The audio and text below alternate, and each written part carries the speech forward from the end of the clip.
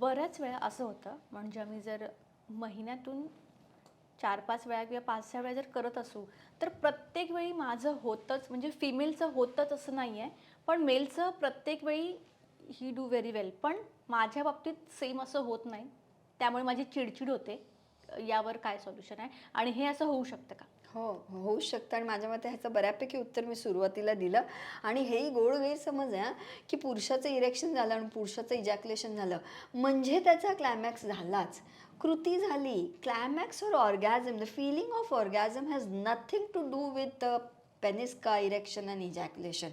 छान वाटणं बिना इरेक्शन और इजॅक्युलेशनचं पण पुरुषाला खूप छान वाटू शकतं. एखाद्या पुरुषाला आपल्या स्त्रीला फिंगरिंग करून सुंदर ऑर्गॅझम दिल्यावर पण त्याला ते बघूनच उत्तेजित होऊन त्याला बरं वाटू शकतं.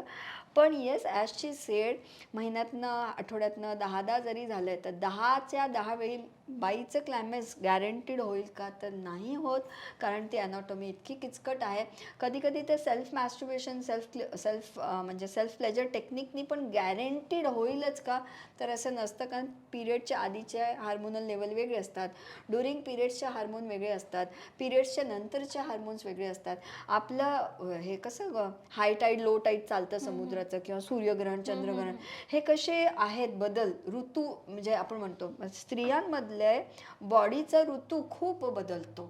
मग तो जो ऋतू बदलतो त्या हिशोबाने ऑर्गॅझम्स बदलतात. मंडेला मला नवऱ्याने ना असं फिंगरिंग करून 2 मिनिटात केलं आणि मला छान वाटलं. मग आता त्याला वाटणार की मंगळवारी सुद्धा मी असंच करेन.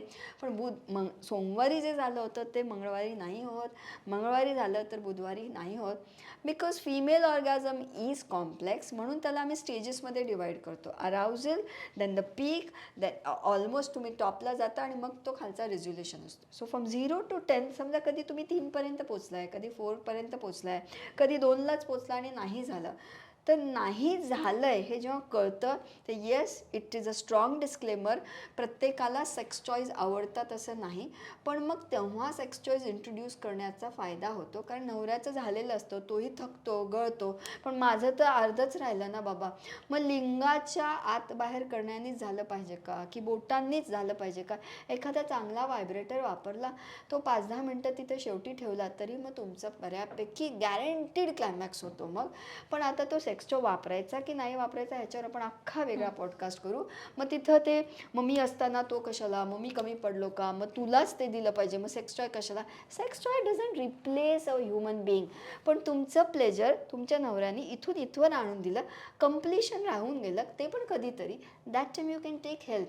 एखादा प्लॅस्टिक टॉय वापरून जर नात्यामध्ये जवळीक मेंटेन राहणार असेल आणि ही चिडचिड नाही होणार असेल, I am 49, I do use, I do masturbate, बरं वाटतं ग, छान वाटतं. तर समजा पॉडकास्ट आहे, माझं डोकं नाही चालणार आहे, तर मला असं वाटतं की चांगलं ऑर्गॅझम मिळालं की चांगलं ऑक्सिटोसिन येतं, लाईट वाटतं पुढचे 2-4 दिवस. आणि स्त्रीचे ऑर्गॅझम जर टोकाचं, म्हणजे ज्याला आम्ही स्त्रीचं परमोच्च सुख म्हणतो, म्हणजे बायकांमध्ये पण प्रॉपर स्क्वर्टिंग ऑर्गॅझम होतात. पुरुषांचं जसं पाणी बाहेर निघतं, फक्त ओलं झालं म्हणजे नाही, you can get a complete fountain full bed ओला होतो. कारण जसं मी म्हटलं ना, योनीच्या मागे स्किनी ग्लँड, कुमेन्स ग्लँड, हे ग्लँड्स इतकं पाणी जनरेट करतात, म्हणजे अगदी बाईने आधी लघवीला जाऊन आलं असेल असे एक्सपेरिमेंट केलेले आहेत. आणि जर व्यवस्थित तिथे 20-25 मिनटं फ्रिक्शन विथ लुब्रिकेशन दिलं तर फुल लघवी आल्यासारखं वाटतं. आणि ते नंतर ते लिक्विड चेक पण केले, तर त्याच्यामध्ये आता मेडिकली ह्याच्यावर खूप बहेज आहे की वो लघवी रहता है की वो दुसरा पाणी रहता है. पण कामसूत्रामध्ये पण त्या पाण्याला खूप महान असं स्थान दिलेलं आहे. म्हणजे स्त्री खऱ्या लेवलची तेवढी खुश झाली की तेवढं पाणी शरीरातलं बाहेर निघालं. पण ही प्रोसिजर किचकट आहे, ही प्रोसिजर गॅरंटीड नाही आहे. त्यामुळे आपलं नाही झालं तर मग नवऱ्याकडनं पेनिस थ्रू नाही झालं किंवा फिंगरिंग थ्रू नाही झालं, तर अजून कुठल्या मार्गाने होऊ शकतं. If you get educated it become simple. अर्ध्यावर सोडलं तर भयानक चिडचिड होते. चिडचिड होणं नॉर्मल आहे, ऑर्गॅझम दरवेळी न मिळणं नॉर्मल आहे, पण त्याचे पर्यायी मार्ग माहीत नसणं is not normal. So you should be educated. So जसं तुम्ही आता सेक्स टॉयचं सांगितलं, त्या संदर्भातला पण मला एक क्वेश्चन आहे. बरेच क्वेश्चन आहे, मला नाही वाटत त्याच कंप्लीट होतील, पण लेट मी चेक. हां, तर बेसिकली ती अनमॅरिड आहे. तर तिचं असं म्हणणं आहे की हे सेक्स टॉय वगैरे बाहेर तर ठीक आहे, पण इथे इंडियामध्ये यूज करणं आणि सगळ्यात महत्त्वाचं त्यामध्ये सेल वगैरे असतं. सो सेफ आहे का हे यूज करणं?